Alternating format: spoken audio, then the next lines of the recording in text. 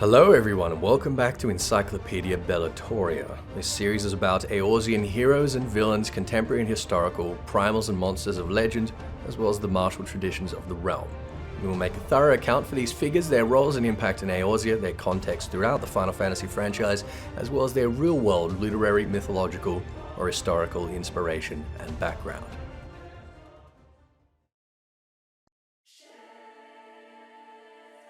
With scales in hand, the goddess shall arise, and righteously cast off her cursed pall, that she with wrathful Worm King at her side might judge and thence bring balance unto all.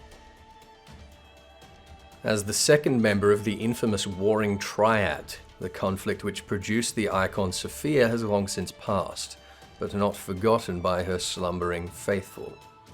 Like her counterparts, the Fiend and the Demon, Sophia the Goddess is inspired in design by her equivalent in Final Fantasy VI, where she is fought in Kefka's Tower. The design for the Goddess also seems to have been a major inspiration for Final Fantasy X's Yunalesca, particularly in her third and final form. An overarching theme of all the icons and primals in Eorzea is that chaos, fear, and desperation, usually sowed by the Ascians, is used as fuel for violent and corrupt shadows of mythological gods and heroes to take form. Between the idealized Sophia upon which the Meracydian faith seems to have been founded, and the monster which takes form in their panicked rituals following the invasion of Allag, we encounter perhaps the greatest incongruity of concept and form we've seen in a primal so far. At the height of the Third Astral Era, Meracydia represented the last free corner of Hydaelyn, beyond the reach of the Allagan Empire.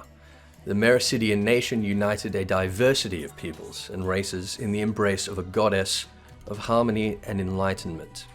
Ancient Meracydia is probably not by chance reminiscent of the ideal state proposed in the Republic of Plato, the oldest surviving piece of both political philosophy and moral psychology, in which justice is always in the best interest of both the city and the individual, and the ideal republic is ruled by kings of philosophia, the Greek root of the term philosophy literally meaning a friend or lover of wisdom.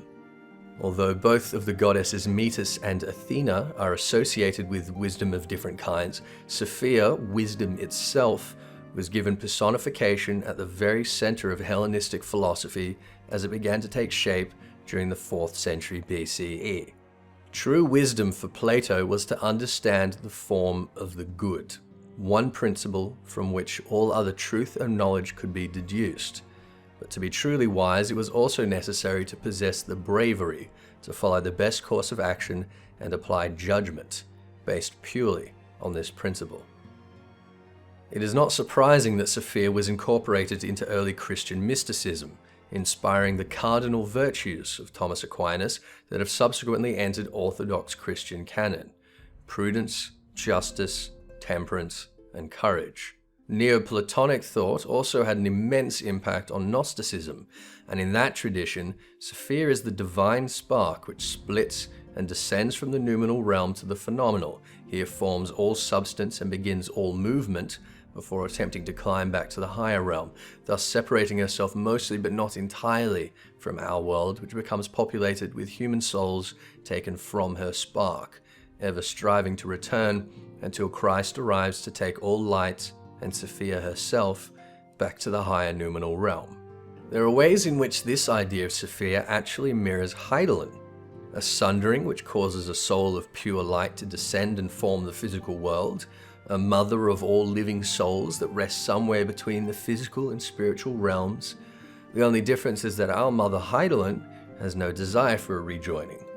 It makes me think in any case that the Meracydian deity Sophia might truly be a vision or local interpretation of Hydaelyn herself.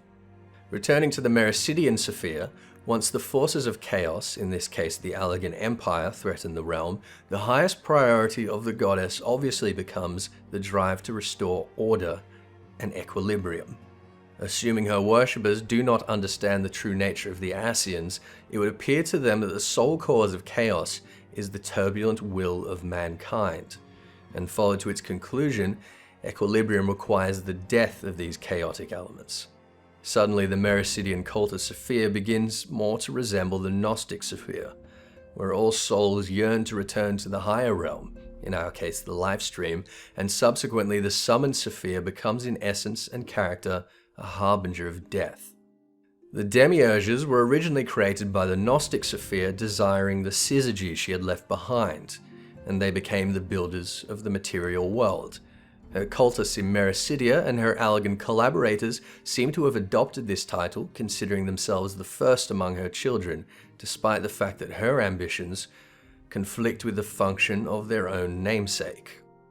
These ambitions are not only evident in her indiscriminate aggression. The lyrics of Sophia's theme, Equilibrium, tell a tale of her cruel and nihilistic treatment of her own faithful, as deciphered by lore and localization lead Koji Fox during the recent 2016 North America FanFest. The chaos caused by the Allagan-Meracydian conflict is absolute.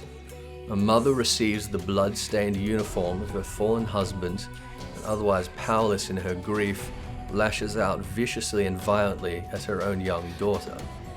The daughter in desperation prays to the goddess, whom instructs her that in order for balance to return to her family, the girl's mother would have to die as well.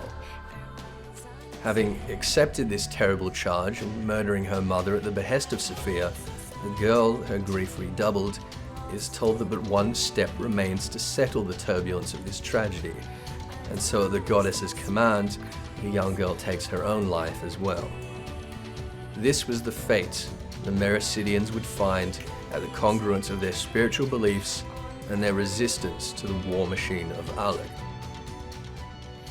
So rather than perpetuate the conflict and subsequent universal imbalance with an endless resistance, Sophia and her demiurges devised a plan that could bring about a calamitous end to Alec and clean the slate in such a way that we have seen with so many umbral errors.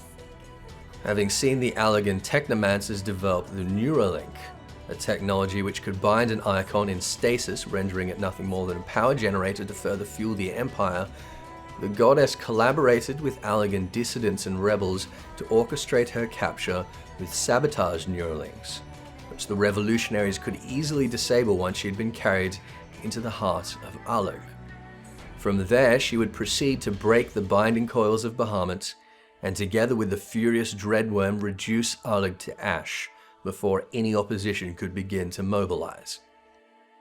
Examining the dress of the demiurges, which we encounter in Azys Lla, it seems that they included not only the insurgents commanded by General Phlegethon, but also members of the Imperial Magus cadre, donning the same robes as Archmage Scylla, and even the Imperial Honor Guard, of the same uniform as Commander Glacia Labolus. It seems, however, that the plot was uncovered and foiled. Sophia's conspirators were apparently captured and placed in stasis in order to perpetuate her existence with their anguished prayers, and Phlegethon too was eventually broken and dominated. Ultimately, it made little difference. Emperor Xande himself did the work that Sophia had intended, soon after when his madness and bloodlust inspired him to attempt to open an immense void gate and invite the carnage of the Cloud of Darkness. Channeling the requisite power of Dalamud into the Crystal Tower, however, leveled the Empire and all civilization more thoroughly than Sophia and Bahamut could ever have hoped. 5,000 years later, the ascended tyrant Thordan sought to feast on the ether of the slumbering triad in Azys Lla, and despite his failure, they have begun to stir, their ancient chains made brittle by the passing of millennia and by the thirst of the blade Ascalon, embedded as it was with the eye of Nidhogg. This has drawn the attention of the otherworldly master of Unukalhai, and subsequently that of the Scions of the Seventh Dawn, but unlike her counterpart Sephiroth, the servants of Sophia are evidently free and awake, unaware of the passage of time, and believing the Warrior of Light and company to be the soldiers of Alec, fitting to be the first to receive Sophia's judgment. Despite the Hellenistic origins of Sophia's name and character, her method of meting out balance and judgment is firmly grounded in the funerary rites and beliefs of the New Kingdom of ancient Egypt. It can be gleaned throughout the collection of scrolls that contemporary historians refer to as the Book of the Dead, that the common experience of death in the Egyptian belief would involve the deceased being led by the psychopomp Anubis before Osiris, where their heart would be weighed on the scales of judgment against a feather, representative of Mart, goddess of justice. If perfect balance was not achieved, the deceased would be barred from entering the afterlife, their heart and soul instead consumed by the demon Amut. It seems that the Meracydian Sophia intended something like the function of Amut to be ultimately performed by the dreadworm Bahamut upon the sinners of Alig. Despite her name being long forgotten to the masses, Sophia's scales seem to have left a residual impression upon Eorzean culture. The Beladians of the early 6th astral era encountered the ancient symbol of Sephiroth and incorporated it into their worship of Azima.